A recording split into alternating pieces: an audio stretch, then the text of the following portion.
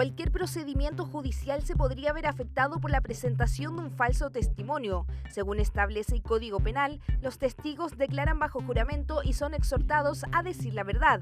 Si llegasen a decir una mentira, incurren en el delito de falso testimonio, por lo que se arriesgaría una pena que va desde los 541 días a 3 años de cárcel. Uno de los puntos más controversiales de esta figura penal es la baja cantidad de condenas que se dictan por el delito de falso testimonio, debido a que si bien la víctima siente que una declaración no es veraz respecto a cómo ocurrieron los hechos, puede denunciarlo o querellarse, pero eso no significa que no se haya alcanzado un estándar necesario para obtener una condena, debido a que la materia denunciada se deberá acreditar como un falso testimonio. En esta edición de En Palabras Simples conversamos con Alejandro Hurtado, abogado en Derecho Penal, sobre los falsos testimonios y a lo que se arriesgan quienes incurran en este delito. También cómo se puede comprobar este tipo de hechos y sus alcances en la legislación chilena.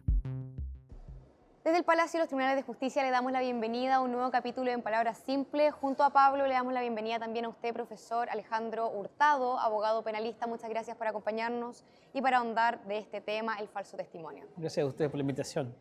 Abogado, a mí me gustaría preguntarle por el concepto de falso testimonio. Está tipificado en nuestro Código Penal. ¿Qué es lo que dice la legislación cuando una persona da un falso testimonio en algún juicio frente a los tribunales de justicia? El artículo es bastante particular, la verdad. Si bien es cierto, el Código Penal lo consagra, está tipificado en el artículo 209, en lo personal no es de mi mayor gusto. No se expresa con claridad qué se entiende por falso testimonio, sino más bien se establece la pena en sí, que no supera los 3 años. Estamos hablando de presidio medrero en su grado medio. Ahora, ¿qué se podría entender a la luz de lo que es un falso testimonio o un perjurio? Alguien que miente. Es faltar a la verdad, ¿no es cierto? Es ocultar la verdad, es ¿Pero ahí no afirmar... sería obstrucción a la justicia? Para allá vamos. Afirmar una falsedad, esos son los ámbitos en los que se centraría el falso testimonio o el perjurio en un juicio. Y claro, o sea, el falso testimonio nos lleva directamente hacia otro tipo penal, que es una obstrucción a la justicia. El delito, desde el punto de vista de la pena, a mi juicio, digamos, es una pena baja. ¿Esto por qué lo digo? Por la implicancia que puede tener un falso testimonio en un juicio cualquiera sea. Estoy hablando de materias civiles como materias penales. Ahora, con mayor razón en materias penales donde estamos discutiendo muchas veces la libertad de un sujeto, ¿no es cierto?, la culpabilidad, evidentemente, se juega con bienes jurídicos mucho más delicados, si se quiere. Y en ese sentido, por eso yo creo que la pena que se aplica hoy día, o que en abstracto, porque eso puede variar, como ya lo hemos conversado en otras oportunidades, ¿no es cierto?, en base a las circunstancias modificatorias, en abstracto es baja. Ahora esto, bueno, de todas maneras afecta a todo un proceso judicial. En medio de este proceso se tiene que denunciar si hay un falso testimonio, se inicia una querella en paralelo. ¿Cómo es que funciona esta figura? Generalmente, primero que nada, digamos, en cuanto al falso testimonio en particular, claro que es complejo. ¿Por qué lo digo? En primer lugar, porque eso puede significar en un juicio, lo llevo al área penal, que es la más sensible, digamos, la absolución de una persona que no debiese ser absuelta, la condena a su vez de una persona que debiese ser condenada y no lo es, digamos, y básicamente eso, digamos, que se absuelve una persona o se condena cuando no corresponde. Y eso, claro, lleva directamente a la obstrucción de la justicia. ¿Por qué? Porque lo que se está vulnerando directamente ahí es la administración de justicia como tal. Pero efectivamente se condenan a las personas por falso testimonio. Le pregunto por qué. ¿No se deja de lado el falso testimonio cuando una persona, por ejemplo, es condenada por un delito grave, un crimen, un homicidio, violación? A ver, han habido casos. Comentábamos fuera de cámara, digamos, y me tocó personalmente verlo en Villarrica. No en el juicio que determinó que era falso testimonio, sino yo participé en el posterior, digamos. Y era un homicidio calificado, ¿no es cierto?, a donde en el primer juicio se condena a una persona que no era el autor del hecho. En el intertanto, mientras se desarrollaba el juicio, ¿no es cierto?, ahí se esbozó el tema del falso testimonio. Y ahí se abren 2 procesos. El del falso testimonio como tal, y eso dio lugar, ¿no es cierto?, a nulidad y se reyó el juicio a cabo nuevamente.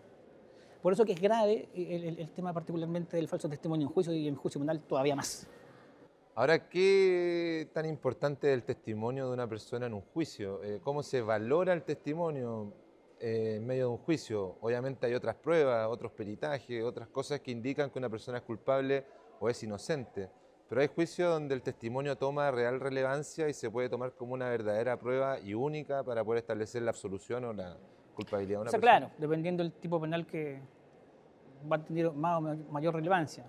Obviamente la prueba testimonial, todos sabemos que es relevante, por ejemplo, entre otros, en los delitos contra la vida. Estamos hablando del homicidio calificado, del parricidio, del homicidio en general, delitos sexuales. Es un tema bien complejo, por eso es tan relevante y muchas veces los testimonios son los que te marcan en definitiva el curso del juicio. ¿Es considerado un atenuante que la persona que comete el falso testimonio al final reconozca y diga sí? Yo les mentí, le mentí a los jueces, le mentí a los testigos, les mentí a todos acá en el tribunal. Atenuante como tal podría ser si se valorara la colaboración sustancial, pero no sé si sea considerado en su mayoría. Yo creo que a criterio de los jueces, digamos, en ese sentido, porque obviamente es un hecho. Ahora, probablemente si reconoce, lo más probable es que tenga alguna característica de atenuante, le aplique el atenuante, etcétera, que sería esa, digamos, no otra, la colaboración sustancial al esclarecimiento del hecho, sí. Podría ser. ¿Esto ocurre en todas las materias? Cualquier persona que Ahora, perdón, presente un ahora falso... lo que sí, el tema de la colaboración sustancial es un tema bien discutible, porque hay algunos tribunales que estiman que la colaboración sustancial debe llevarse a cabo durante la investigación, no en el mismo juicio.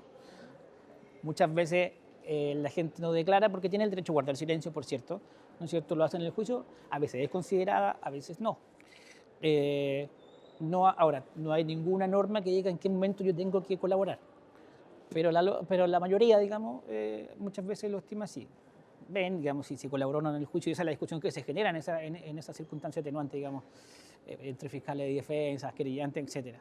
A veces se acoge, a veces no. Eso depende mucho del criterio de los jueces.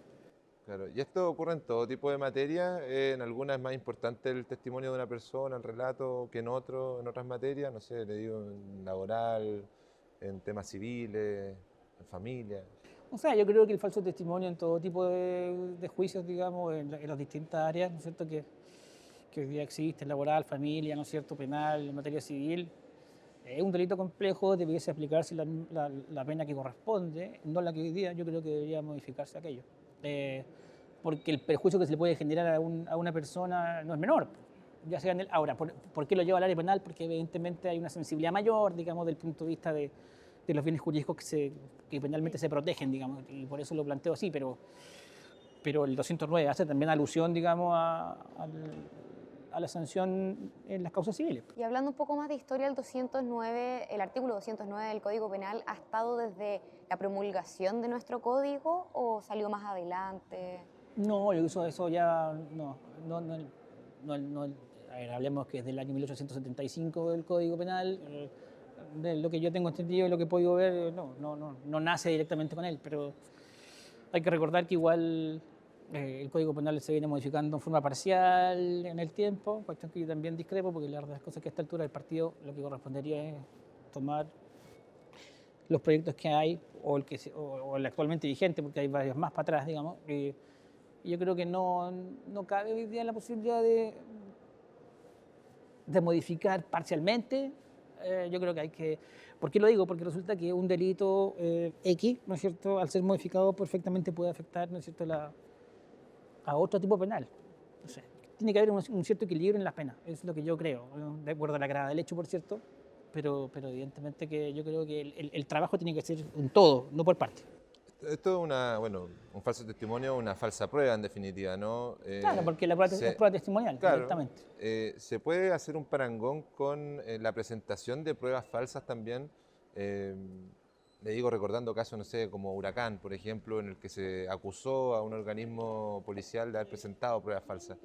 ¿Es el mismo tipo penal o son distintas cosas? ¿Funciona la justicia directamente o no? ¿O es otra? Yo creo que ahí hay que hacer una distinción. Yo creo que el falso testimonio es una cuestión muy puntual y lo otro ya es falsedad puede ser falsedad documental, en el caso de los documentos.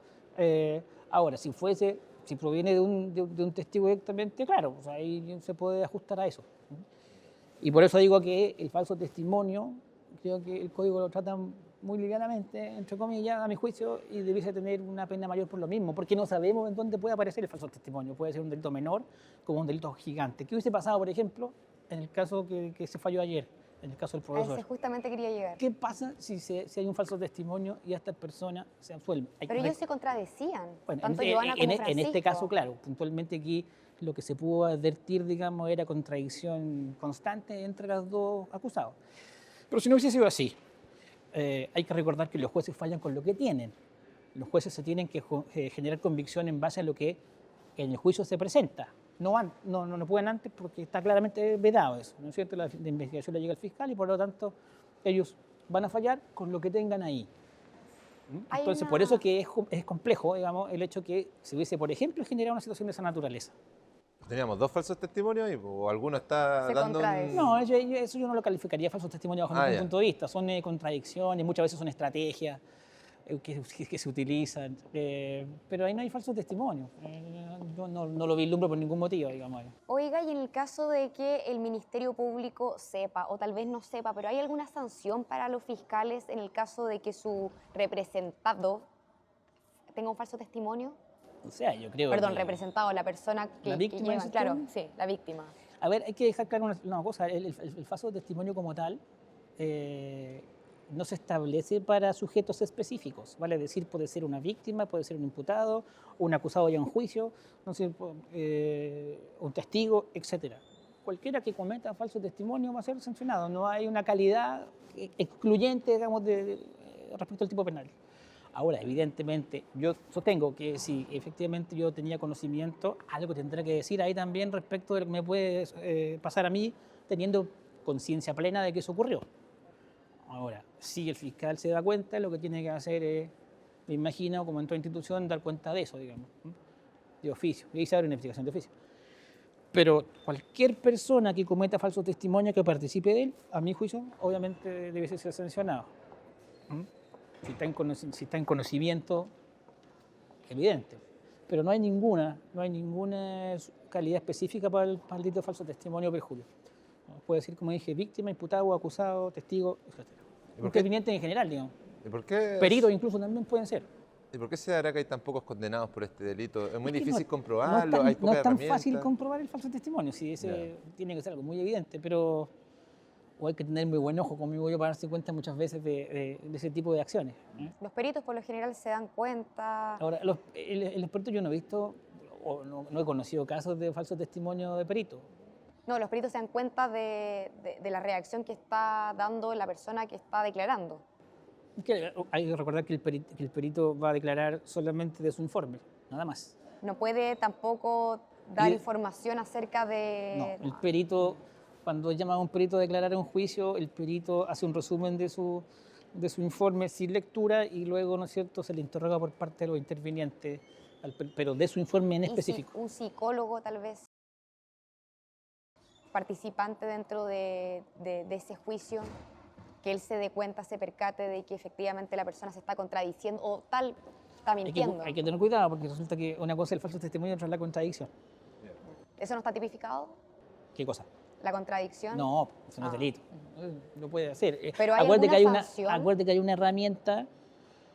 Acuérdate que hay una herramienta en el juicio donde, que es el artículo 332, que tú le puedes pedir aclaraciones o rectificaciones una vez que ha declarado. Lo pide el fiscal y lo hago la defensa o el querellante. Igual es Lo van a hacer. bastante común tal vez si una persona sufrió un shock. Porque muchas de que veces se contra- equivocan, de dicen se cosas contradice. que no son exactas, pero eso no significa que haya falso testimonio. Claro, y son parte de la estrategia. Igual los testigos son normalmente, no sé Ahora, si si yo preparados. maliciosamente, porque hay que pensar Claro, que si hay dolo o sea, ahí, para que haya sí, falso sí. testimonio tiene que haber dolo directo. Claro, y eso es lo difícil de No comprobar. otro tipo de dolo directo. O sea, yo lo hice porque quise, maliciosamente dije una cosa que no corresponde. Y con eso estoy directamente, no indirecta, directamente dañando, ¿no es cierto?, una investigación que está en proceso de juicio ya. Y que puede tener resultados insospechados. Importante el dolo entonces en el falso Sin testimonio. duda, hay una intención, tiene que haber una intención real, concreta, digamos, de generar una falta a la verdad, o de ocultar verdad, o de afirmar una falsedad. Bueno, Se nos acabó el tiempo, lamentablemente. Alejandro Hurtado, abogado penalista, muchas gracias por estar con nosotros en esta edición de En Palabras Simples. De ustedes. Muchas gracias, Alejandro, Daniela. A ustedes los invitamos a revisar nuestras redes sociales del Poder Judicial y también www.poderjudicialtv.cl, donde estamos siempre compartiendo información importante para todos ustedes. Que les vaya muy bien. Hasta luego.